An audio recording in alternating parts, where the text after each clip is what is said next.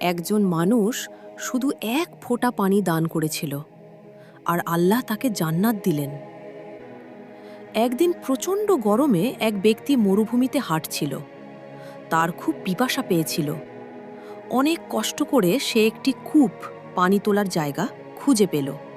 সে নিচে নেমে পানি পান করল।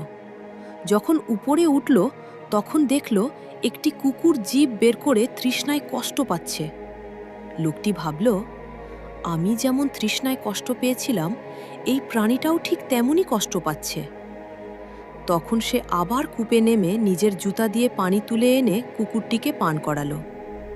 এই ছোট কাজের জন্যই আল্লাহ তাকে ক্ষমা করে দেন এবং জান্নাত দান করেন। ছোট কাজও বড় হতে পারে।